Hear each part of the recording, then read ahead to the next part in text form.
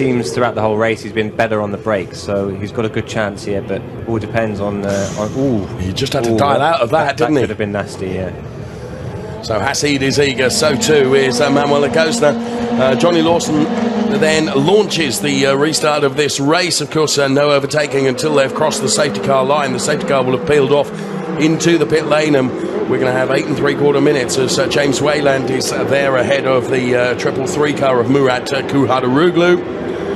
And right, here we go. Henry Hassid, surely James is close enough to get a tow off the Johnny Lawson car going into turn number 1 now. Let's see if he goes on the inside. Will he do a last of the late breakers? No, he's gone for the outside line again. Maybe he's going to do the cut back. Is he going to be able to cut back? Johnny Lawson certainly runs wide. Of course, Johnny Lawson will have the inside for turn number 2. Henry Hassid right alongside him. Manuela Gosner is in this fight as well, and she can sense the opportunity here that as Johnny Lawson and Henry Hassid has to dial on the opposite lock there to control that car. He really is pushing supremely hard. And Johnny Lawson is just keeping his nose down. He's over the sausage curbs once again. He really is not exceeding, but he's taking every single bit of tarmac and anything else he can to remain in front of Henry Hassid. And there we can see from being on board with the Johnny Lawson car just how close Henry Hassid is. James made the point that Henry Hassid certainly looks smoother, and whether that is going to pay off in the final 7.5 minutes, well, we'll have to see, because he's got to try and find a way past Johnny Lawson. He is quicker, and he can be quicker, but it's no good being quicker unless you can get past, my goodness me, James, all over the back of him. This is amazing. That was so close, and he had a huge moment, Hassid, that is, behind that. And yeah, this is amazing. It's great to see, and total respect between these two drivers. Not one bit of contact yet, which is awesome. They are both, of course, very experienced racers who've raced in a number of categories, including ELMS and many other things as well. And you can really sense that, the respect between the two of them. I mean, they have been within millimetres of each other, but perfectly safely in so doing. There's a number of cars that have got drive-through penalties, and at the moment, though, I can't be bothered really to bring in the details of those, because this is so exciting, because I don't think it's all over between Manuela Gosner and Fabian Volvend either. I was just about to say the two ladies are catching up. While these two in the front are scrapping, everyone else is catching up, so we've got a cracking race on our hands here. Bit of a gap now between the first and second. It's one of the drive-throughs. That's the first of our drive-throughs. Sorry, we've not mentioned that. That's for the 499 car of Barry Zeckelman. But here is Johnny Lawson leading from Henry Hassid. There is Manuela Gosner and Fabian Volvend, the two lady racers there in the green and black car, and also the Octane 126 car that's running in P4 is the Fabian Volvend car. As once again, I'm beginning to wonder whether Johnny Lawson is almost deliberately trying to kick some gravel into the windscreen of Henry Hassid's car. I was going to say, make a great rally driver.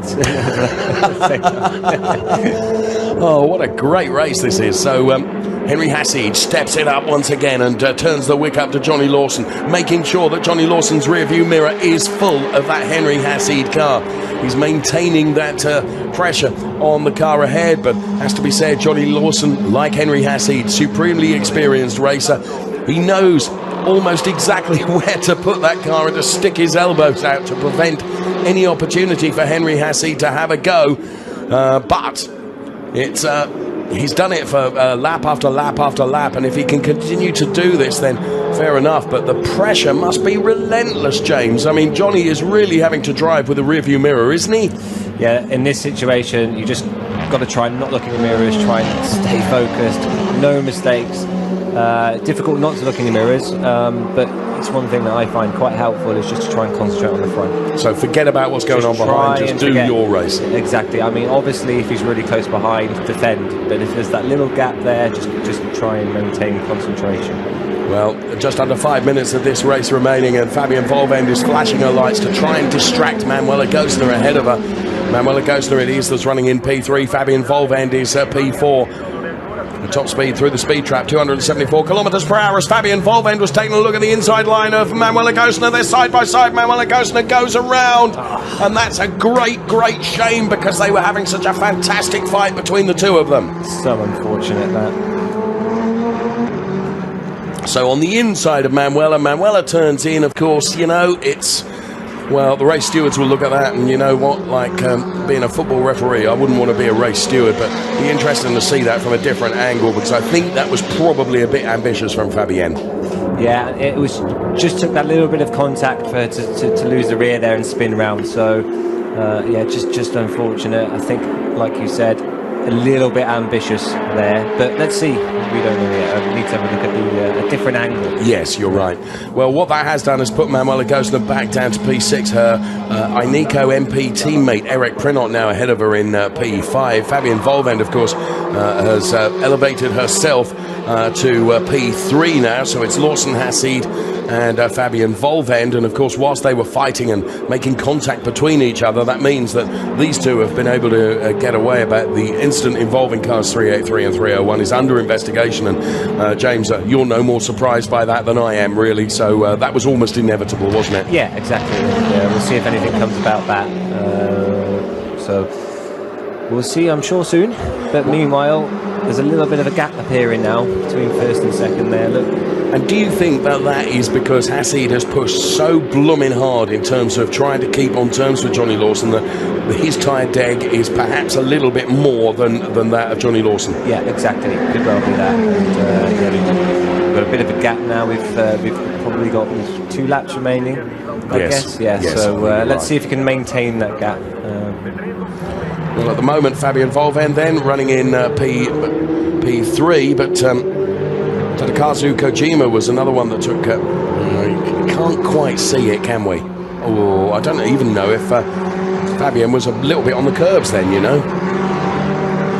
Yeah, and it looked like she actually spun a little bit herself in the middle of the corner. I'm not sure if that was caused by the contact. Probably was. Right. It looked like it was a little bit of an oversteer moment as well. Could well just be a racing incident.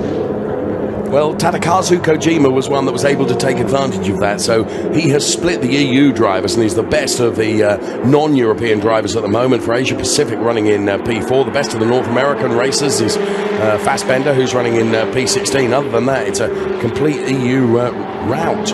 Now that is a black flag, James, for car 5 something. I think it was 508.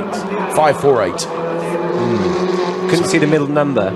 I think it was 548. My director was telling me through my talk back, but I might be wrong. So still under what for? Yeah, there's don't know, nothing on our message screen, nothing, is there? Nothing at all.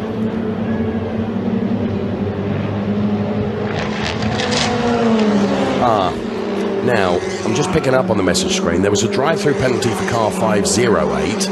Now, if you don't take that drive-through penalty, you'll get a black flag, James. Yeah, that's totally right. You think you've got 3 laps to take the penalty, so if he's not...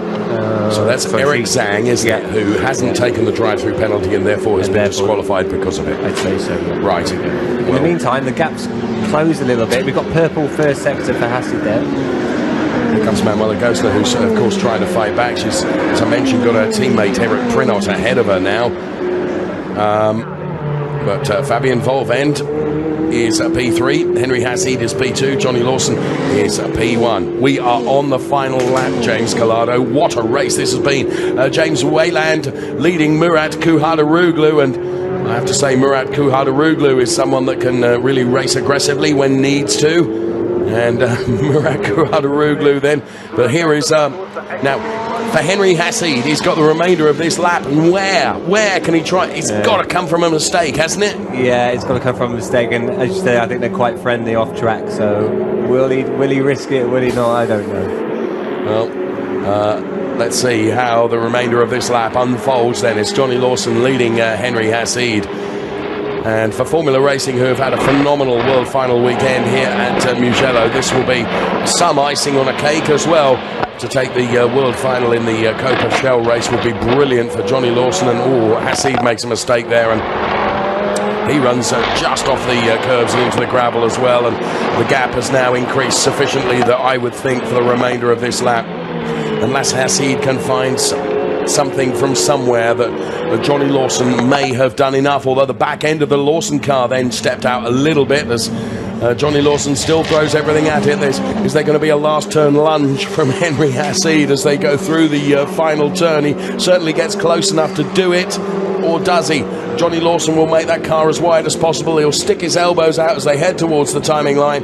Johnny Lawson and Henry Hassid, I have to say, have delivered for us what has been a brilliant race. And it's Johnny Lawson that will take the world final race in Coppa as he takes the checkered flag from Henry Hassid. Fabian Volvend will be P3. Tadakazu Kojima for the Asia Pacific will take P4. Then it's Eric Prinot, Manuela Gostner P6. Then it's Christoph Ernie, Ingvar Madsen, von Skeltemar P9, and Vladimir Haladik P10. I'll tell you what, James, that was a brilliant race to watch. I was on the edge of my seat at points there. No, it was awesome, great racing from Larson and Hassid. Really, really good to see. Total respect. Both ladies again, great driving.